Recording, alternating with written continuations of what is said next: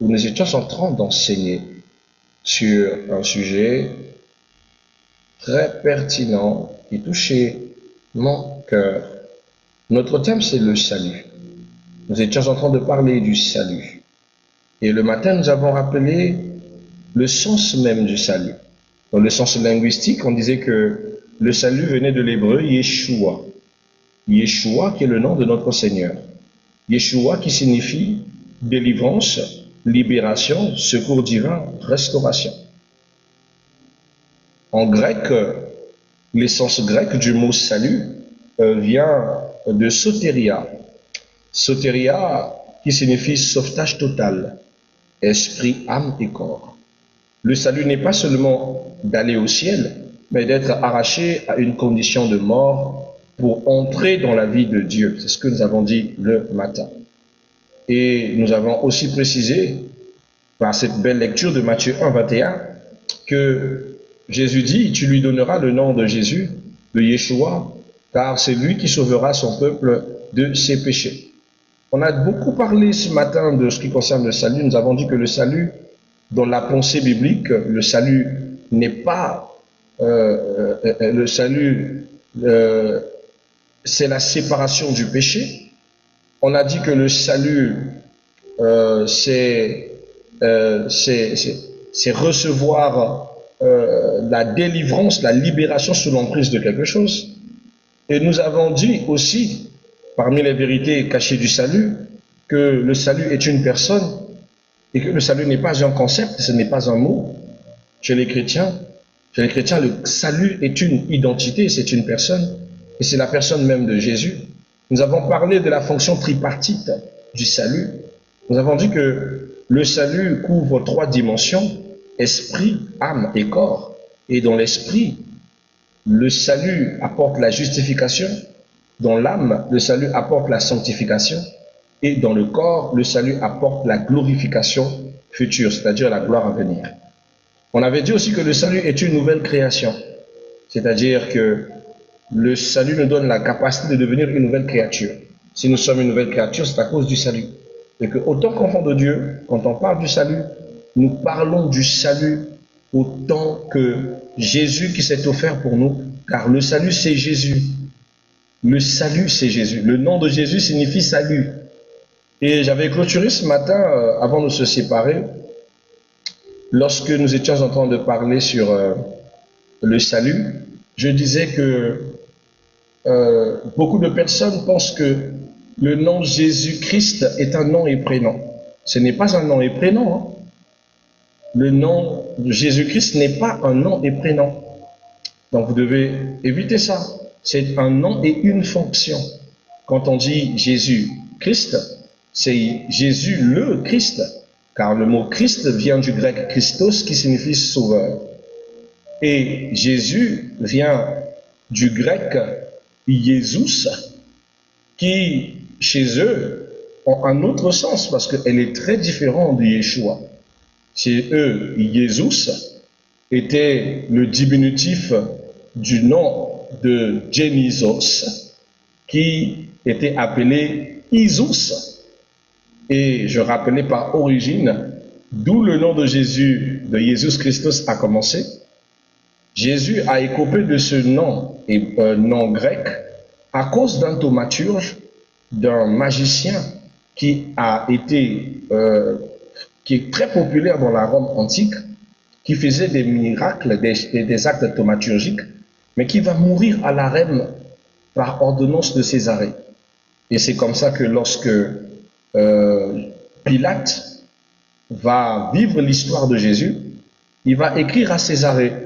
Il va envoyer un message à César pour dire à César que voilà, nous avons rencontré un monsieur ici qui s'appelle Yeshua Hamashiach, Yeshua, et qui s'est fait passer pour le roi des Juifs et qui est mort de façon spectaculaire. Et dans la missive de, comment on l'appelle, de César, César lui répond à Pilate en lui disant c'est donc un Jésus Christos. Et c'est comme ça que le nom de Jésus Christos sera incorporé comme la traduction grecque du nom de Jésus qui est en hébreu Yeshua et qui signifie salut. Donc c'était une façon culturelle de vous partager cette petite nuance, cette petite chose que certaines personnes ignorent et ne savent pas pourquoi Jésus se retrouve. Voilà, et pourtant il n'est pas français, il n'est pas gréco-latin. Non, il n'est pas latin, il est hébreu et son nom hébreu c'est Yeshua. Yeshua comme Josué, donc Yeshua. Et Yeshua qui signifie sauveur, qui signifie délivrance, qui signifie salut. Donc Jésus signifie lumière. Or que Yeshua signifie sauveur. Donc c'est ça qui est différent. Donc quand vous entendez Yehoshua HaMashiach, c'est Jésus le Messie, Jésus le Maître. Yehoshua Rabouni, Jésus est Maître. Donc ce sont des choses très importantes, il ne faut pas confondre. Quand vous entendez Jésus le Christ, c'est Jésus qui est le Christ, donc le Sauveur. C'est pas un nom et son prénom. Donc vous qui avez donné ça comme des prénoms à vos enfants, retenez que Christ n'est pas un prénom, c'est une fonction. Je m'appelle Christ. Je dis toujours à mon père, mais comment tu as pu me faire ça? Voilà, donc c'est un peu ça, bien aimé. C'est toujours dans le culturel. Ce soir, toujours dans le même sujet, nous parlerons de l'importance du salut. Pourquoi et quelle est l'importance du salut? On avait parlé de ça le matin. Dans l'importance du salut, le salut restaure. Jésus-Christ est venu pour restaurer notre identité perdue. Et quand on parle de l'identité perdue, nous parlons de ce qui s'est passé au commencement. Au commencement, le péché d'Adam et Ève ont ravi à Adam et Ève la nature qu'ils avaient. Dieu, quand il a fait et créé l'homme, il a créé à son image et à sa ressemblance. Il a fait l'homme Dieu. Mais quand l'homme va pécher, l'homme va perdre son identité de Dieu. Il va perdre sa capacité d'être un Dieu. Oui, Dieu n'a pas fait l'homme créature respirante, simple. Il a fait l'homme Dieu. Il l'a établi sur cette terre pour dominer sur toute chose. Il a donné le pouvoir de donner des noms. Tout ce qui existe sur cette terre et qui porte un nom a été nominé par les hommes. C'est comme ça que l'homme pouvait inventer, créer, façonner, parce qu'il est fait à l'image du façonneur. Il est fait à l'image de l'inventeur. Il est fait à l'image de celui qui a tout fait. Vous comprenez? Mais cependant, ce que l'homme va perdre, c'est l'immortalité. Ce qui fait de vous Dieu, c'est d'abord l'instance de créer, mais c'est surtout le fait d'être immortel. En sortant de l'Éden, l'homme a perdu cette capacité d'être éternel. Il est devenu mourant, fragile, il peut tomber malade et il a perdu en puissance. La spiritualité qui était dans Adam, dans ses enfants, quand vous voyez la transaction de comment on parle de Noé et de Seth, on dit Seth était plus spirituel que les autres. Après la génération de Seth, tous ceux qui viennent après n'ont plus eu un esprit bien disposé. C'est comme ça que Dieu n'était plus visible aux yeux de tout le monde. Et qu'il fallait qu'il y ait des personnes spécifiques qui avaient la grâce spécifique d'entendre Dieu, de voir Dieu, pour parler de la part de Dieu. Mais sinon, avant, à Éden, même Ève écoutait Dieu. Les animaux écoutaient Dieu. Toute la création pouvait voir Dieu et pouvait être avec lui, en chair comme en esprit. Mais malheureusement, après la bêtise d'Adam et d'Ève, nous avons perdu cette faculté qui faisait de nous Dieu. Rappelez-vous, bien-aimés, la Bible dit dans le livre des psaumes, je pense 81 ou 80, il dit « Vous êtes des dieux, cependant vous mourrez comme des hommes ». Le Christ rappelle dans le livre de Jean chapitre 10, il dit « Je vous ai dit que vous êtes des dieux, mais cependant vous mourrez comme des hommes ». C'est l'identité que nous avons perdue, que Christ va renouveler en nous redonner cet accès par son nom et en son salut. La Bible nous dit que Jésus redonne l'accès à la présence de Dieu, parce que tout le monde n'avait pas accès. Souvenez-vous, dans le temps de Samuel, parce que le sacrificateur Élie et ses fils ont péché, Dieu n'a plus parlé. Il a attendu Samuel et Samuel est devenu le seul à écouter Dieu, à être le porte-parole de Dieu. Mais aujourd'hui, nous sommes dans la génération de Joël chapitre 2, le verset 28, qui nous dit « Je répandrai mon esprit sur toute chair.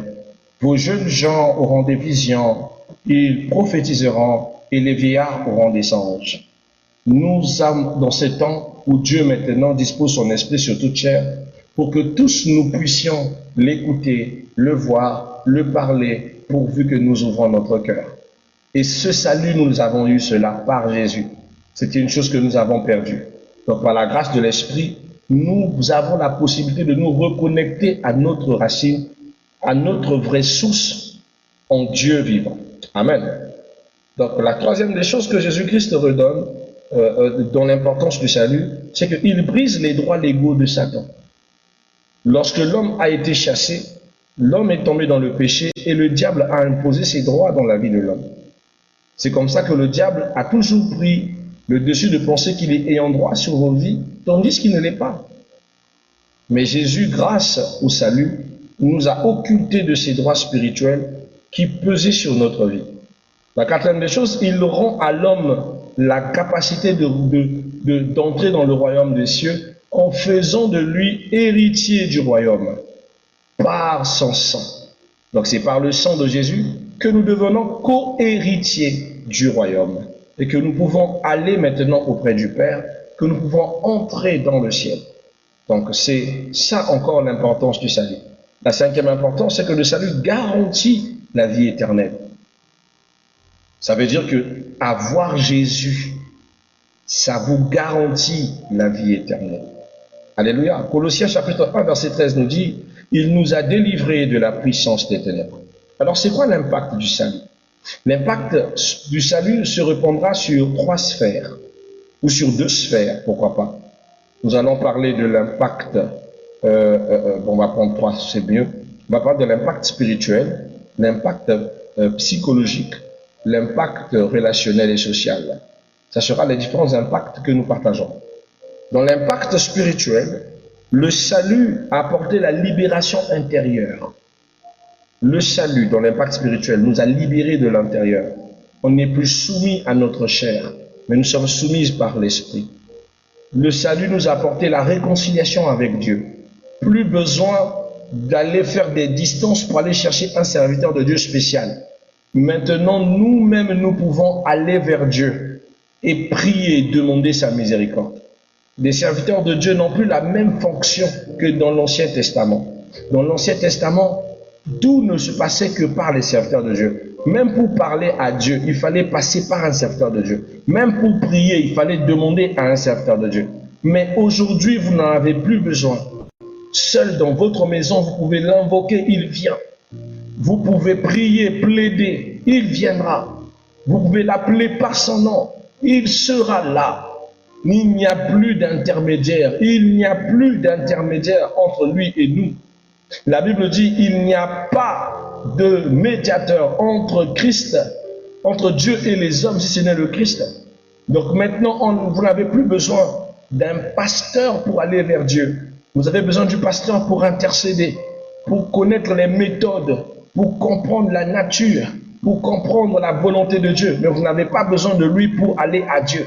Pour aller à Dieu, il faut votre foi. Il faut l'accepter par le salut. Dieu a ouvert grandement la porte pour dire, vous pouvez directement venir à moi. Le pasteur n'est pas un médiateur. Le pasteur, c'est un sachant qui te montre le chemin. C'est un intercesseur qui t'aide dans tes prières.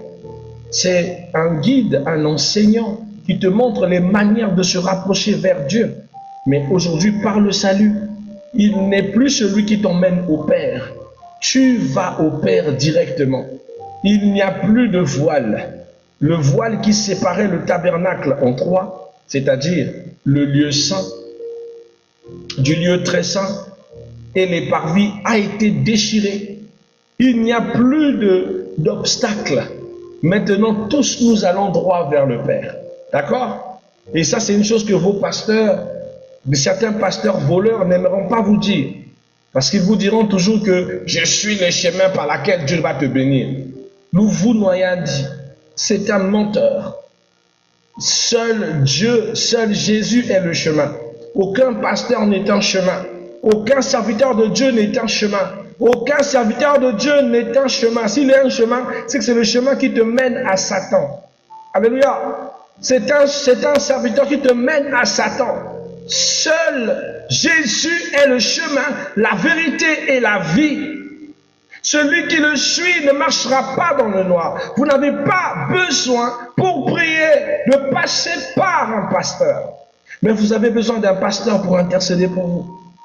Quel que ce soit, lorsque vous me laissez des sujets de prière, j'intercède pour vous. Mais si vous ne priez pas personnellement pour ça, vos prières n'iront nulle part. Hein. Vous devez avoir une intimité où vous priez vous-même dans votre maison. Que vous ayez une table ou un lieu spécial dans votre chambre où vous priez. La relation entre Dieu et vous dépend de vous-même, pas d'un pasteur. Retenez, le pasteur est un intercesseur. Le pasteur est un guide. Le pasteur est un meneur. Il vous montre le chemin. Il vous donne la nourriture, la connaissance. Il vous montre la volonté du Père. Mais il n'est pas le chemin. Vous n'avez pas besoin de lui pour aller à Jésus. Non. Il n'est pas un moyen. Jésus a ouvert ses portes. Il a dit, venez, venez librement. Donc vous avez le droit et la force et l'amour d'aller directement à Jésus sans passer par un pasteur. Mais si vous avez besoin de toucher son cœur et que vous ne saviez pas comment faire, vous avez besoin de passer par un pasteur qui vous donnera du coup des conseils. Lève-toi comme ça, porte-toi comme ça. Considérez le pasteur comme Ruth, non comme Naomi face à Ruth. Naomi connaît les secrets de Boaz, mais Ruth seule entre dans la chambre de Boaz. Non, tu ne m'as pas compris. Je vais encore redire ces mots pour que ça rentre dans ton oreille. Naomi connaît le secret de Boaz, mais seule Ruth rentre dans la chambre de Boaz. Est-ce que tu as entendu? Le pasteur connaît le secret de Dieu, mais seul toi as le droit de rentrer dans le secret de Dieu. Toi seul as le droit d'entrer dans l'intimité avec Dieu. Tu entends? Donc si tu attends que le pasteur entre dans l'intimité, dans le lieu secret, dans le mystère des mystères, dans le Saint des Saints, avec toi ou pour toi, tu vas lire l'heure, tu vas te fatiguer, tu vas t'épuiser. Tu entends? Lui te donne les mystères et toi tu entres pour aller arracher ta grâce.